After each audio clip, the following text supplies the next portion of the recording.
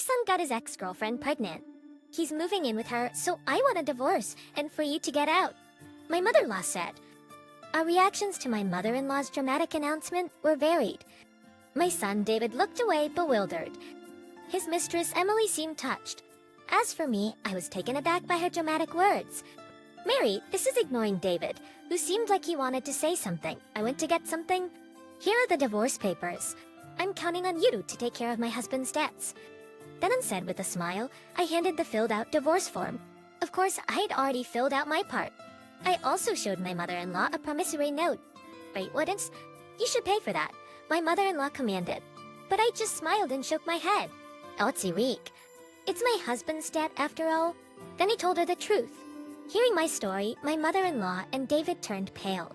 At that moment, the doorbell rang. The people who entered next were about to send them into a downward spiral. My name is Mary Smith, and I'm a 32-year-old office worker. The company I work for is run by my father. Meanwhile, my mother is a homemaker. She has a hobby of making clothes and often made various outfits, like dresses, for me when I was little. The clothes she made were totally my style, and I was always thrilled every time she made me something new. Mary, that dress is cute. Isn't it? It's my mom's latest creation. She also finished the outfit Jennifer asked for the other day, so she said to come and pick it up. Awesome! I had a childhood friend, Jennifer Williams, and we are best friends. She has always had a strong sense of justice and has helped me out a lot. Jennifer, who dreamed of becoming a lawyer, has now achieved that dream and is in a position to help many people. She's a friend I'm proud of. Mary, there's someone I want to introduce you to. Bummies to meet you. I'm Mike dating Jennifer. Jennifer is a husband, Mike. Mike is a detective, and he seems to be thriving with his exceptional observational skills. A muse to a clown player and a detective, what a dependable couple. Jennifer has given birth to adorable twins and has built a warm family. By the way, I'm also married. Hey, you're in the same college, right? Yes, that's right. I met my husband David back in college. He was famously handsome and quite popular. As amidst all this, I was busy studying to join my father's company and had no interest in him, which seemed to intrigue David. That's how he approached me. He approached me and we started dating. I'd like to join your father's company too, Mary. After we began dating, I talked to David about my father's company. He took an interest and decided to join as well. Though we were assigned to different departments, he quickly climbed the ranks and is now a department head. I've heard of his good reputation too, and it motivates me not to be left behind in my own endeavors. We don't have children, but we live a peaceful life, constantly striving and supporting each other. I'm really sorry. It's okay now. One day, a certain truth came to light, and David and I had a huge argument. Honestly, I was considering divorce, and even Jennifer and her family suggested it might be for the best. But Mary, you're the only one for me.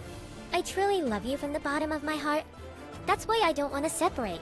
However, David pleaded with me so earnestly that I chose to give our relationship another chance. Since then, he's been like a changed man, treating me with so much care. He even started taking on household chores that he used to leave to me. So, I decided to forgive David. Thank you, Mary. From now on, I'll devote myself only to you. Except to make sure you do. There won't be a next time. Our relationship became stronger and more supportive than before the fight, and I believe we've become a better couple. It had ended there, but my mother-in-law had to stir things up more. Just a minute, Mary. I heard you blame David without knowing the details of our fight. She started yelling at me one-sidedly. She took advantage of my shock and silence to continue. David is too good for someone like you. If you have complaints about my son, just get a divorce. You're not fit to be a wife. Enough. All teams together and F you. Mom, stop it. Mary and I have already settled this. Please, just stay out of it. My mother-in-law kept blaming me until my father-in-law and David intervened. Had they stepped in, she might have even gotten physical. That's how intense she was. Sorry, Mary. She's always been prone to going overboard. According to David, his mother has always been impulsive and quick to act on her assumptions.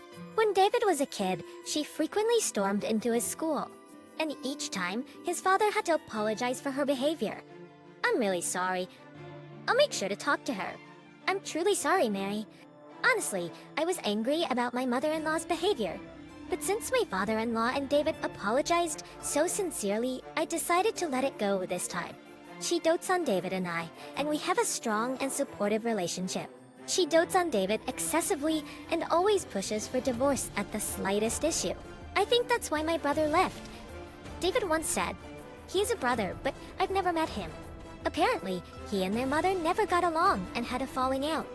And David's brother left their family home as soon as he graduated from high school and hasn't returned since. That might be why she's so overly attached to David.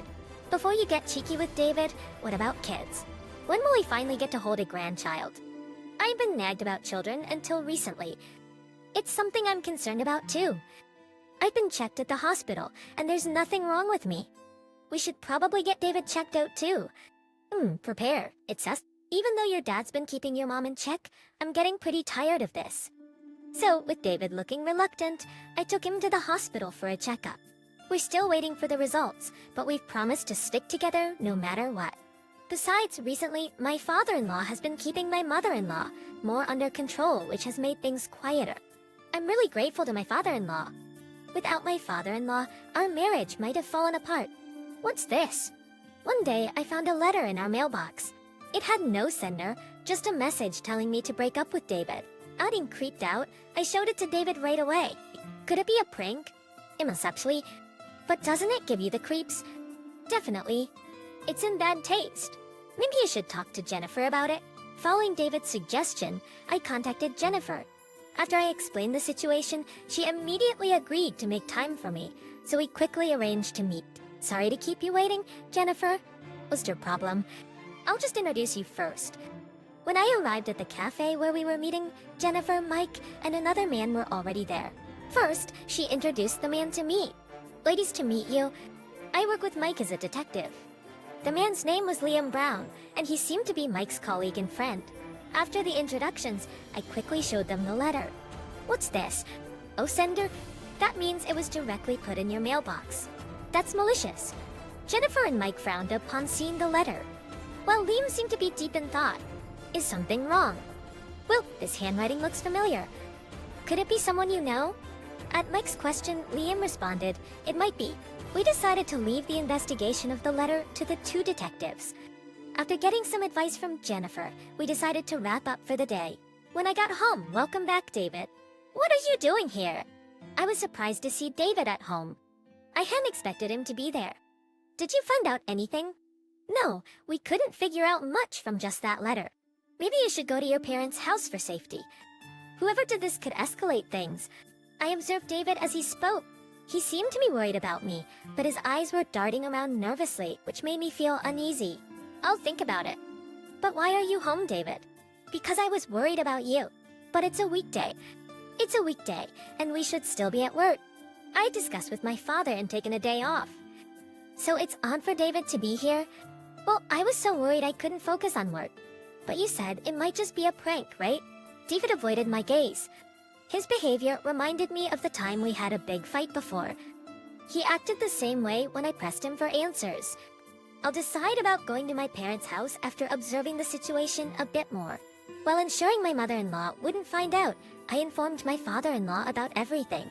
The letters kept coming, escalating with messages like, "Break up with him quickly, just leave. You're a nuisance, you don't deserve David, and I'll force you out if necessary." I took photos of each letter and reported them to Jennifer. "Dad, I need your help with something." I also asked for my parents' help, moving discreetly without letting David know and juggling work. Because of this, I've been coming home later than usual, and David leaves the office before me. He's not home again. I wonder where he's going. When he got home, David wasn't there. Sighing, I waited for him to return. "I'm home." "Welcome back. You're late again today." "Yeah, well, a lot happened." David came home 2 hours later than me. His evasive eyes made me suspect something unpleasant. I sighed again to hide my irritation. Sometime later, a sad event occurred. My father-in-law passed away. You did well. He had fallen ill a while ago, and despite treatment, he passed away. I was grateful for how well he had treated me, visiting him almost daily. And I cried a lot the night he passed. But it seemed I was the only one affected that way. You handle the arrangements, Mary. Mary can handle it. I wonder how much inheritance Dad left. David and my mother-in-law left me to handle everything, smiling as they talked about the inheritance. Even after the funeral, they left me with sorting his belongings and went out. What's this? While going through his diary, I found something. I immediately collected it and took it to Jennifer. My father-in-law cared about me until the end. I decided to respond properly to those feelings. I began to work behind the scenes. A little while later, when things had finally settled down, I arrived. My mother-in-law came to our house with another woman. It's been a while. I recognized the woman. She was Emily, David's ex-girlfriend. Are you David's current girlfriend? Yes, David is my boyfriend. David's taste has changed, hasn't it? And to date someone so plain. She was the woman who tried to assert dominance over me when David and started dating in college. Hey, Emily. You and I have nothing to do with each other anymore, so back off. At that time, David and I had broken up, and he was rejecting Emily. Since then, there's been no contact from her. Therefore, meeting her like this is the first time since college. Why are you two here? David also seemed unaware they would be coming. David was surprised to see them. I let them in and decided to hear them out. Actually, I'm dating David now. Wait, what are you talking about? That's when Emily revealed her affair with David. Apparently, she worked for a company that had dealings with our company. And about a year ago, David reconnected with her through business dealings. From there, the two of them entered into a physical relationship. I'm pregnant with David's child. Wow. Mary, this isn't what it seems. Emily's declaration left David pale and scrambling for an explanation. Contrary to him, I was completely calm. Wait, so what do you want? I asked in a cold voice, which made Emily flinch. Suddenly, my mother-in-law said, my son got his ex-girlfriend pregnant. He's moving in with her, so I want a divorce and for you to leave. Our reactions to my mother-in-law's dramatic announcement were varied. Her son, David, looked away, bewildered.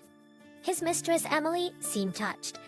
As for me, I was taken aback by her dramatic words. Mary, this is...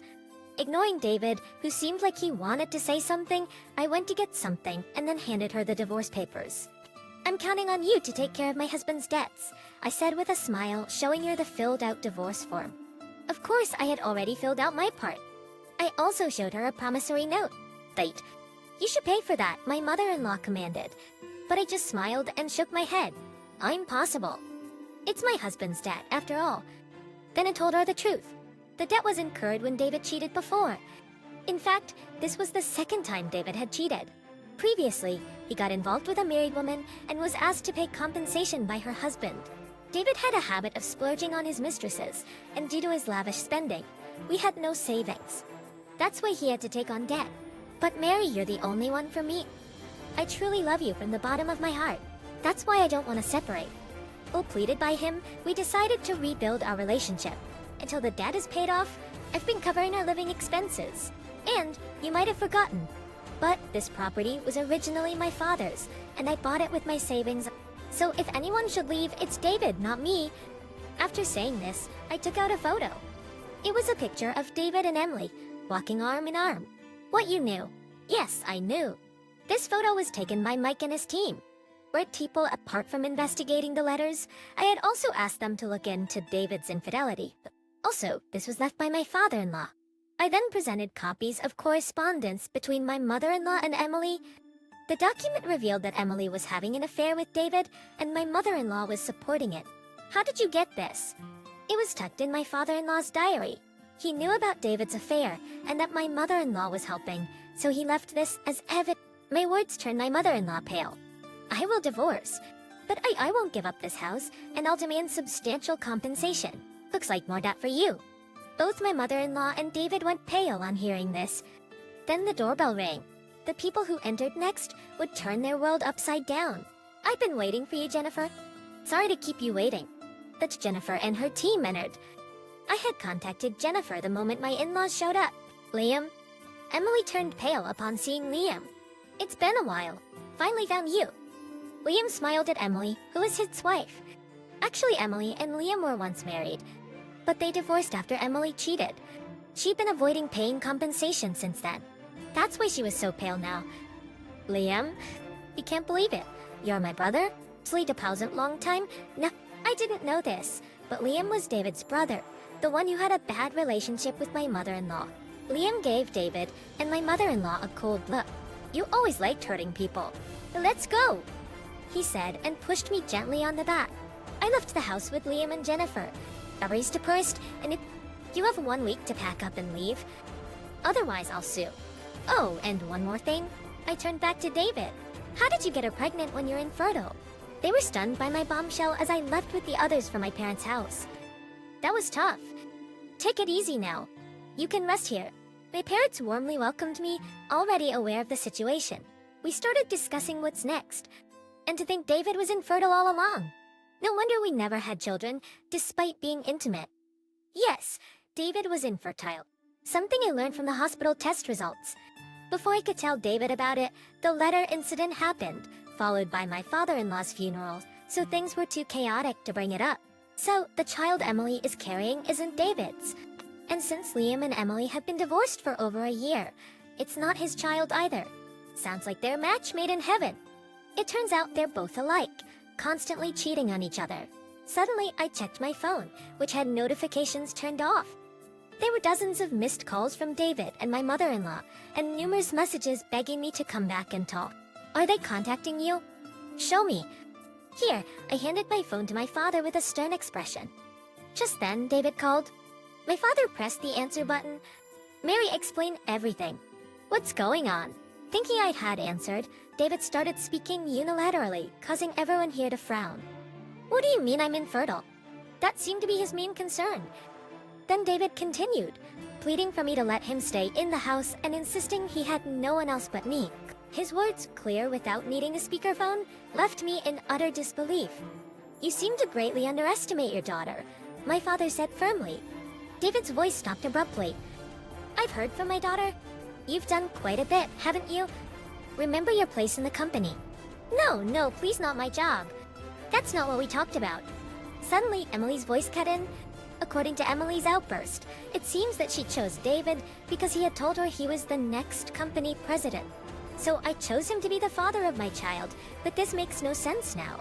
Does that mean the child isn't mine? You're infertile, right? Then it's probably not. Who knows who the father is anyway?" I could hear David blaming Emily over the phone, and she was arguing back. Their quarrel was evident even through the call. "Do something about this?" Then I heard my mother-in-law's voice coming through. Then, my mother took the phone from my father's hand. "Hello? Long time no see. Is that your voice?" My mother-in-law sounded surprised upon hearing my mother's voice. Recently, my mother had started a sewing class, and my mother-in-law was one of her students. "Please don't call me teacher anymore. I don't want someone like you as my student anymore." No way. My mother-in-law apparently respected my mother greatly. She screamed, and my mother silently ended the call and handed it back to me. "Well, I guess it's time for us to leave." "Right, leave everything to me, Mary. We'll make sure you get a good settlement from the divorce," Jennifer said, leaving with Mike. I thought Liam was leaving too, but he stopped and looked at me. "Mary, please read this later," he said, handing me a letter. He followed Jennifer. I watched them leave and then read the letter. "Ever since I first saw you, it was filled with his feelings for me, which made my heart flutter."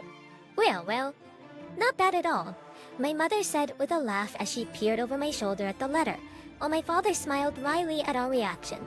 A week later, I returned to the house with Liam. "Mary, you came back?" "Stop joking, I'm just here to get my personal belongings." David, still in the house, tried to cling to me, but I rebuffed him. It seemed only David and my mother-in-law were still squatting there. I glared at David. "Didn't Jennifer tell you? Leave this house as soon as possible." Thanks to Jennifer's help, we had successfully divorced.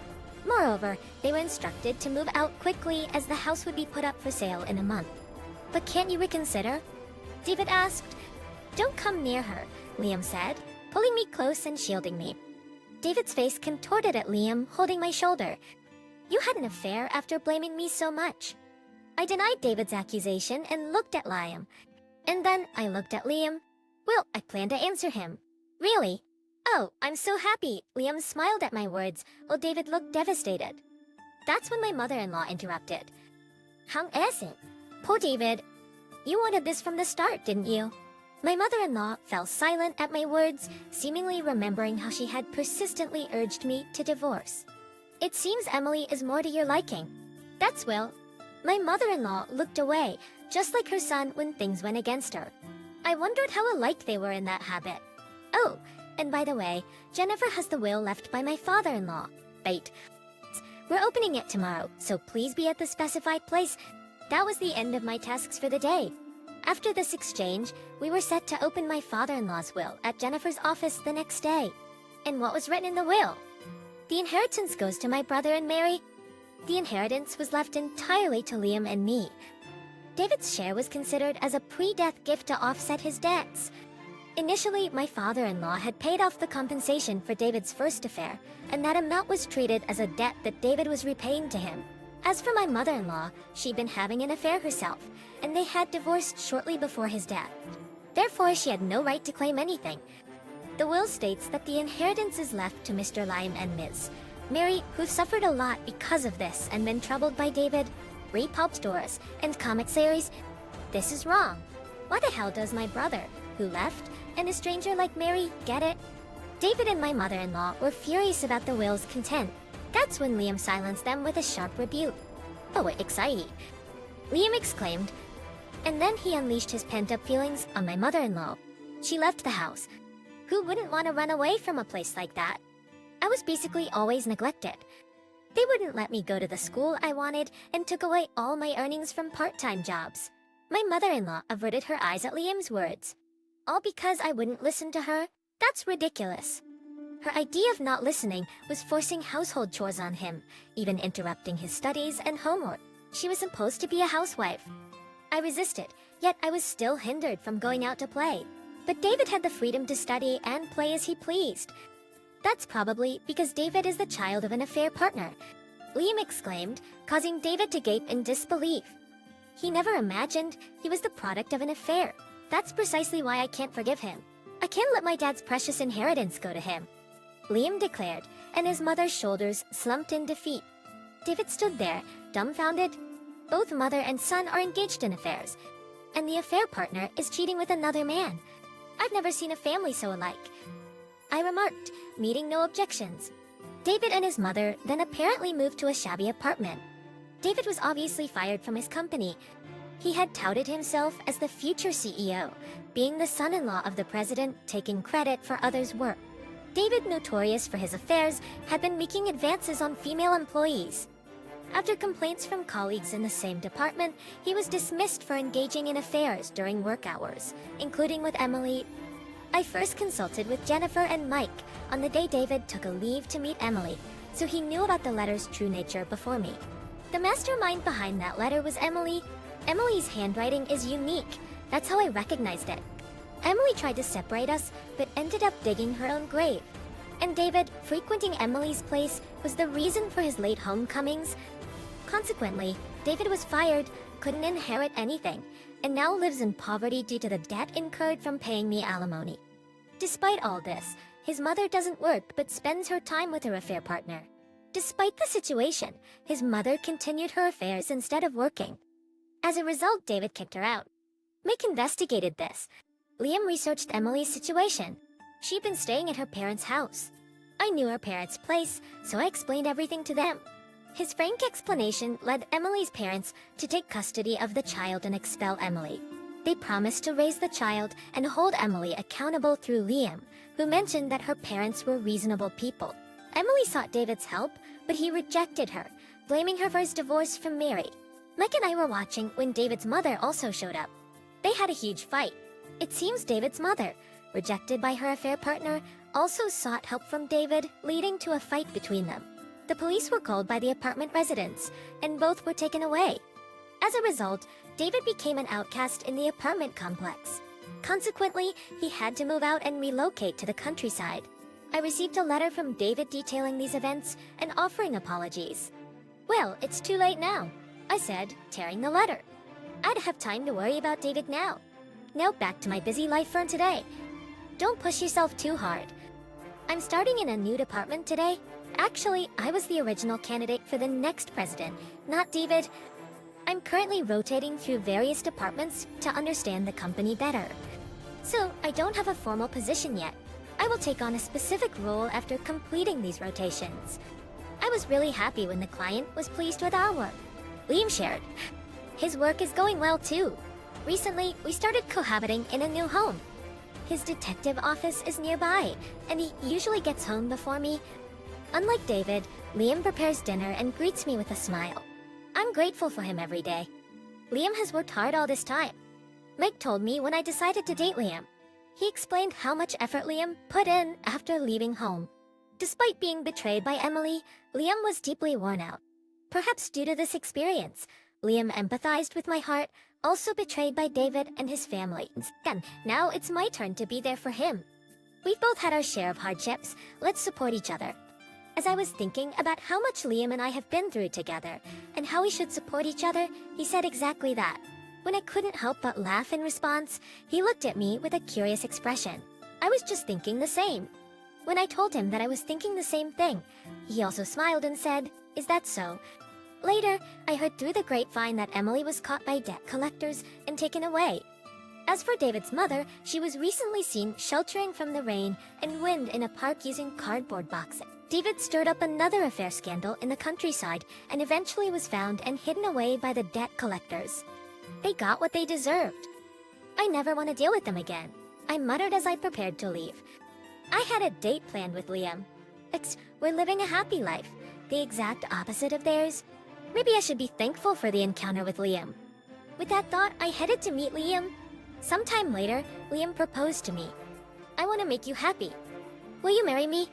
"Yes, I'd love to. I'll make you happy too." I responded joyfully, and we got married. Soon after, I discovered I was pregnant. Finally, I could give my parents a grandchild. As I realized this, Liam, you truly are a wonderful person. My father praised Liam, which brought tears to his eyes. "What's wrong?" he asked. "Sorry, I just remembered my dad." My mother and I watched my flustered father with a smile. Then I gave birth to our adorable son. Liam's active involvement in household chores and childcare was a great relief. Our parents cared for us, enabling us to raise our son without any worries. "I'm really happy right now," answered I. "Yeah, me too." Liam agreed, and we smiled together. Let's continue to protect this happiness, for our child and for ourselves. I made a promise in my heart to do just that.